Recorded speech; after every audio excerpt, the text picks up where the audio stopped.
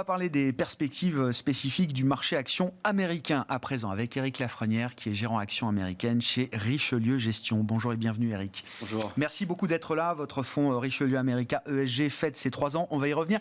Non mais juste un commentaire parce que Juliette a parfaitement décrit 3 scénarios qu'il faut avoir en tête pour 2023. En y réfléchissant, je me dis que on va sans doute passer par chacun de ces scénarios. Le marché risque de passer par chacun de ces scénarios au fur et à mesure que se déroule l'année 2023. Oui, sans doute. En fait, la grande inquiétude demeure toujours à quel niveau les taux US vont arrêter de monter. Nous, on a un scénario d'un plafonnement des Fed Funds autour de 5%. Donc, si on regarde le scénario pour la réunion de demain est d'environ 50 points de base, vous voyez, de 50 points de base, qui nous ramènerait dans une fourchette 4,25, 4,50. Et donc, nous, ça nous laisse soit 2 fois 0,25 complémentaire, soit 1 fois 0,50, et ensuite, on arrête. La deuxième question est ensuite, combien de temps on va rester sur ces niveaux-là? Et là, le marché va aussi s'interroger. Et bien entendu, ça a des implications sur les niveaux de valorisation qu'on peut mettre en avant pour les marchés. Et de ce point de vue-là, je parlais de faisceau d'indications un peu contradictoires. Il y a une contradiction entre le marché et la Fed sur l'idée du marché que la Fed trouvera, je ne sais pas, un chemin ou un monde possible qui lui permettra ou l'obligera de réajuster un peu à la baisse ses taux directeurs au courant de l'année 2023, dans la deuxième partie d'année, alors que dans le discours, jusqu'à présent, on verra ce que nous dit Jérôme Powell demain soir. Mais jusqu'à présent, le discours de la firme est resté très clair et très explicite et très ferme sur l'idée que non, il n'y aurait pas de baisse de taux en 2023. Oui, tout à fait. On en parlait tout à l'heure, mais Wagner l'avait dit à l'époque. En période de crise, le seul actif qui a de la valeur, c'est votre crédibilité. Donc je pense que la Fed va vouloir maintenir ce discours de vouloir ramener l'inflation à son objectif et que tant qu'elle ne sera pas convaincue et tant que les investisseurs ne seront pas convaincus que ce pic d'inflation est derrière nous et qu'on n'aura pas de reprise derrière si on ouvre les manettes un peu trop tôt, elle va maintenir ce discours et cette politique, et c'est probablement une bonne chose. Nous, on est dans le camp qu'on connaîtra peut-être une récession technique aux États-Unis, on est sans doute déjà dedans, mais qu'on n'ira pas en risque de récession profonde. Ouais, c'est ça. Et que quelque part, M. Powell aura réussi son pari de ralentir l'inflation et d'éviter un scénario économique trop catastrophique. Ouais. Soft landing, récession modérée, ça fait partie de la même idée, on va le dire comme ça. Enfin, il y a quelques nuances peut-être chez certains investisseurs, mais c'est quand même l'idée globale, effectivement, du soft landing ou d'une récession modérée. Tout à fait, et on va le voir, il faut que l'emploi se dégrade encore un peu, hein. L'emploi est encore un petit peu sous tension, les postes ouverts sont passés de 2 postes ouverts pour chaque demandeur à 1,7 aujourd'hui, c'est sans doute encore un peu trop élevé. Le chômage doit aller à 4,8, sans doute peut-être 5% pour qu'on ait un marché de l'emploi un peu plus fluide, mais in fine, sur le long terme, ce sont des choses qui seront positives pour la suite. Bien sûr. Même si le chemin risque d'être pas forcément linéaire, exactement. On verra d'ailleurs, hein, ce sera intéressant de voir évidemment la publication du CPI tout à l'heure et la réaction de marché, mais c'est vrai qu'après 2 ou 3 mois de détente et de surprise à la baisse de l'inflation, ce qu'on n'avait pas vu depuis longtemps, il y a toujours le risque que sur un mois, sur un point, sur un chiffre, on puisse avoir une déception en la matière, que la décélération ne soit pas continue et linéaire. Exactement, et ce qui referait douter les investisseurs sur le parcours de la Fed et pourrait ramener de la volatilité. D'un autre côté, on a vu la réaction des marchés lors des derniers chiffres de CPI, un rebond de plus de 6% spectaculaire, sur les marchés. Les gérants sont globalement très nerveux, il y a encore beaucoup de liquidités dans les portefeuilles, les poids actions ne sont pas nécessairement sur les points hauts ou même voire sur les points neutres, donc les gérants sont très très très nerveux et un peu tétanisés, je dirais. Je voulais qu'on célèbre avec vous les 3 ans du fonds. C'est toujours important, 3 ans pour l'industrie de la gestion d'actifs, effectivement, parce que c'est un track qui vous fait rentrer quand même dans les radars, que ce soit en termes de notation, en termes de distribution également. C'est un moment important. Donc pour vous, Éric, avec en plus une belle performance sur 3 ans, puisque sur cette séquence-là, sur ces 3 ans, vous battez de quelques points votre indice de référence, je crois. Éric, ma question, je vous laisse commenter vos 3 ans, mais ma question c'est... alors que la stratégie du fonds est toujours la même, et notamment un thème de fond qui est celui de la croissance régulière des dividendes. Ça, c'est quelque chose que vous appréciez beaucoup dans cette stratégie. La stratégie n'a pas changé, mais la composition du fonds a forcément évolué. Est-ce que le fonds tel qu'il a été conçu en 2019, tel qu'il a été lancé en 2019, par rapport à ce qu'il est aujourd'hui, est-ce que le fonds est un peu différent, très différent, totalement différent ? Écoutez, on a lancé le fonds dans une période de taux très très très bas, des liquidités à volonté, suivi d'une crise du Covid, une crise sanitaire majeure, un ralentissement des économies pratiquement à l'arrêt, redémarrage derrière avec un cycle de hausse des taux aux États-Unis particulièrement agressif et donc des impacts sur les valorisations. L'idée du fonds, quand on l'a lancé, c'était d'avoir vraiment une brique centrale pour nos clients. Et donc, dans le cadre du process d'investissement, vous l'avez soulevé, on a ce qu'on appelle notre poche cœur, qui est l'assise de la gestion du fonds, qui regarde les sociétés qui ont réussi à payer un dividende en croissance tous les ans pendant un minimum de 15 ans. Donc, le premier moteur de notre performance, c'est l'allocation qu'on attribue à cette poche, minimum 50, pouvant aller jusqu'à 80%. Donc, pendant ces 3 années, bien entendu, le poids alloué à cette poche a bougé. Mais ce qui est intéressant pour moi à regarder, c'est que les valeurs qui constituent cette poche, 90%, je dirais, sont les mêmes valeurs. Le poids de ces valeurs a bien entendu varié, mais ça reste une assise et ça reste des valeurs fonds de portefeuille. Hyper intéressant, parce que vous avez pu tester dans le dur la capacité de ces entreprises. Alors, je ne dis pas qu'on n'a pas eu de crise pendant 15 ans. Il y a eu des crises ces 15 dernières années. Une crise financière et sanitaire. Voilà, mais là, il y a eu une concentration de crises quand même depuis 2 ans, et ça a permis de tester quand même justement la capacité de ces entreprises cœur que vous avez en portefeuille à servir un dividende en croissance. Oui, tout à fait. Et l'idée, et on l'a bien vu, cette poche a son rôle plutôt défensif, je dirais. En période de forte hausse des marchés, il faut aussi aller chercher du bêta, il faut aller chercher du risque. On l'a vu en sortie ou en tout début je dirais, de déconfinement. Tout à fait. Même avant, dès qu'on l'a vu mars 2020, valeur de croissance. Donc nous, on a associé cette poche à une poche qu'on appelle multithématique, où on va aller chercher des événements soit ponctuels de marché ou des tendances plus long terme. En sortie de l'arrivée du Covid, il fallait être digital. On a eu jusqu'à 40% d'exposition aux valeurs tech. On avait débuté cette année, à titre d'exemple, avec environ 8%.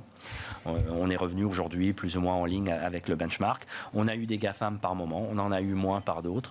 Donc on essaie de s'adapter aujourd'hui, les thématiques qu'on aime bien pour cette fin d'année et pour début 2023. Donc on a toujours eu une poche intéressante, une poche importante dans cette poche satellite qui est liée au mode de transport de demain. Ça peut aller des constructeurs de véhicules électriques aux minerais, au recyclage de ces minerais. Donc, on a une poche assez vaste.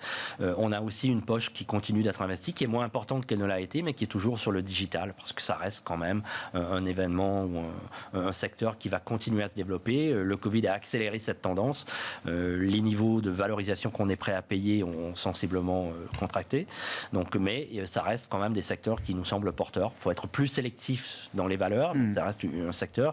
Et puis, plus récemment, on est en train de regarder et de monter en puissance sur une poche liée au reshoring, onshoring, nearshoring. Ce qu'a mis en avant le Covid aussi, c'est les problèmes de chaîne d'approvisionnement. Je ne pense pas que les boîtes américaines vont quitter les pays émergents ou autres, mais vont rapatrier sans doute une partie de leur capacité de production, probablement au Mexique, aux États-Unis, au Canada. Et donc, il y a toute une thématique qui va se mettre en place et qui risque de durer plusieurs années autour de ça. Et ça, c'est quelque chose qu'on est en train de mettre vraiment en avant dans le fonds pour l'année prochaine. De ce point de vue-là, le tant décrié IRA américain, Inflation Reduction Act, décrié par les Européens, bien sûr, Eric, joue un rôle important dans, dans la confirmation de cette conviction que vous pouvez avoir de la thématique industrielle, de production industrielle sur le terrain domestique, avec d'ailleurs l'intelligence des Américains d'associer et le Canada et le Mexique à cette idée de nearshoring, de friendshoring. Exactement, tout ça va dans ce sens, et il y a quand même il y a une logique industrielle, il y a une logique économique aussi qui s'associe à ça, et il y a une volonté très forte du gouvernement actuel, en tout cas du Parti démocratique, d'aller dans ce sens, et ce qui favorise aussi les énergies renouvelables. On va le voir. Et donc, il y a beaucoup de choses qui vont être faites, je pense, dans les années à venir. Après, on l'a dit tout à l'heure, la grande inquiétude demeure le parcours de la Fed sur le premier trimestre et la nervosité du marché, sans doute. Premier trimestre, deuxième trimestre, on risque d'avoir beaucoup de volatilité. Je regardais juste avant de venir à l'émission. On peut mettre en avant qu'ils n'ont pas toujours raison. Je pense que cette année était un bon exemple. Les scénarios pour le S&P, on est autour de 4000 points. Aujourd'hui, on a clôturé hier à 3090. Donc ça, c'est ce que disent les stratégistes, c'est ça en moyenne, tout à fait. Ouais. Les plus optimistes sont autour de 4005. Là, on parle des niveaux de fin d'année 2023. Hein, exactement. Et les plus négatifs à 3004, consensus 4000. Donc là, je pense aussi que ça va dépendre du niveau des taux, parce qu'on va associer un PE, on va associer des BPA. Les BPA vont de $230 sur le S&P à moins de $200. Donc quel PE on va appliquer à tout ça? Nous, on envisage un peu le scénario central d'ailleurs de nos confrères de CPR quelque part. On voit les marchés US sans doute high single digit. Eux, c'est 7,5% de performance pour le marché américain dans le scénario central du soft landing. Donc c'est un peu le scénario que nous on a pour les US. Faudra surveiller un peu les devises, même si le gros du mouvement est arrivé sans doute plus tôt qu'on ne le pensait. On avait des cibles autour de 1,05, 1,08. On y est. On est passé de 0,97 à 1,05 très rapidement, beaucoup plus rapidement qu'on envisageait. Et ça devrait aussi, dans moindre mesure, apporter un petit peu aussi de soutien aux boîtes américaines. Et il faut garder en tête, je pense, qu'une fois l'inflation derrière nous, ou en tout cas le ralentissement bien acté, les entreprises américaines vont vouloir relancer l'export. Et donc un dollar qui s'affaiblit un petit peu, pas nécessairement une mauvaise chose pour les affaires. J'entends. Voilà.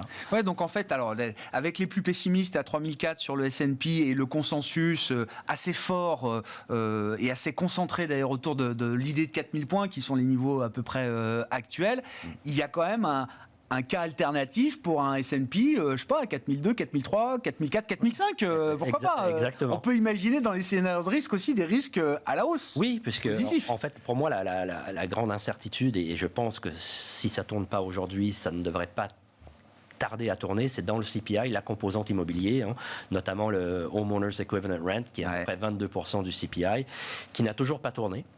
Alors que tous les indicateurs, je dirais, un peu plus temps réel, que ce soit la confiance des promoteurs immobiliers ou des constructeurs immobiliers, les prêts, on voit qu'il y a un ralentissement très fort. On ne le voit pas encore dans l'indicateur CPI. Je pense qu'une fois qu'il va tourner, il va tourner assez rapidement. Et donc on pourrait arriver dans un scénario où l'inflation ralentit beaucoup plus rapidement que ne l'anticipe la Fed.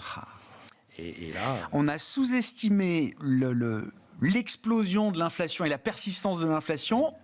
Le risque aujourd'hui, un des risques est peut-être qu'on surestime la résilience ou la résistance de l'inflation sur une période trop longue. Oui, mais encore une fois, je pense que la Fed est tout à fait au fait de ces éléments, mais dans le discours, encore une fois, elle veut maintenir sa crédibilité et tant qu'elle n'en est pas parfaitement convaincue, elle va garder ce discours. Très clair. Mais vous dites, du point de vue du marché, dès qu'on verra cette partie d'inflation liée à l'immobilier ou à l'équivalent loyer qu'on a dans le détail de l'inflation, dès qu'on verra effectivement un point de bascule, vous dites la Fed pourra plus rester aveugle ou aussi dure dans son discours sur l'inflation qu'elle ne l'est encore aujourd'hui. Oui. Et donc l'idée, on l'a vu, je crois que c'était Bullard qui parlait entre 5 et 7% sur les Fed Funds.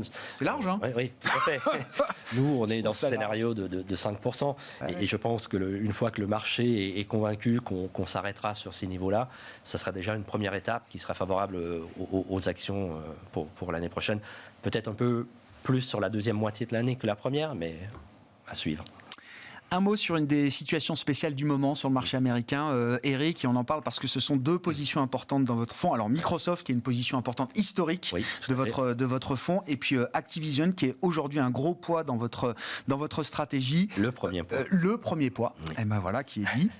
Est-ce que ça veut dire que vous êtes confiant dans l'idée que le deal se fera malgré les avertissements et malgré l'action en justice intentée par la FTC américaine chargée de protéger les questions de concurrence vis-à-vis du consommateur américain? Il y a plusieurs aspects. Donc on trouve que c'est une position intéressante, surtout en termes de risk-reward.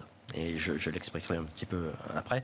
Les trois organes qui doivent vraiment valider ce deal, donc on a le SMA au UK, on a la Commission européenne et le FTC. On l'a vu dans une réunion non publique la semaine dernière.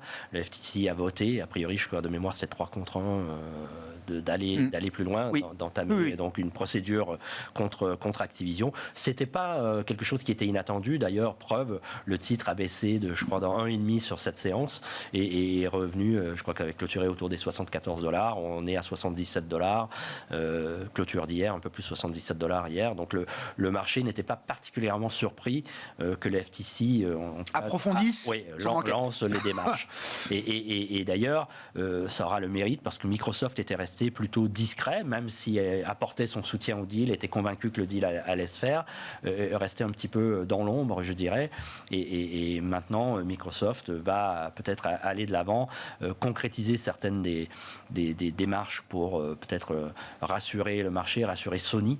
On l'a vu hier, il y avait des rumeurs qui circulaient que justement le jeu phare, Call of Duty, pourrait être offert dans le cadre d'abonnement aussi chez Sony. Et donc, on est d'avis qu'un consensus, ou en tout cas qu'un accord sera trouvé avec le FTC pour que le deal se fasse. Ça représente à peu près 23% de upside sur Activision. Oui, sur Activision. Parce que la base du deal, c'est quoi, 70 milliards? Ouais, $95. Voilà, $95 par action. Et on est autour des $77. Donc, il y a un peu d'upside. Si jamais donc, il y a quand même une prime qui s'est installée sur le deal, une prime de défiance qui s'est installée sur le deal. Qui tourne entre 20 et 27% depuis plusieurs mois.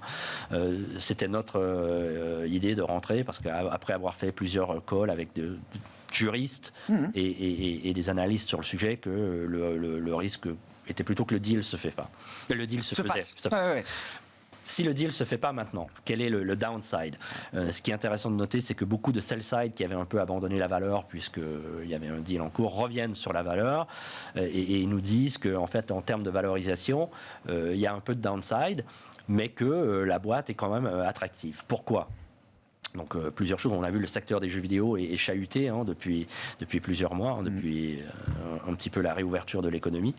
Ce qu'on aime bien chez Activision, le jeu phare Call of Duty, la nouvelle version est sortie. Ça a été la franchise la plus rapide à atteindre le milliard, je crois, de revenus. Aussi, ce qui est intéressant, c'est que dans les 10 premiers jours, le temps de jeu passé par les utilisateurs était 40% supérieur à ce qu'on a connu par le passé dans les autres sorties. Donc le jeu continue d'attirer.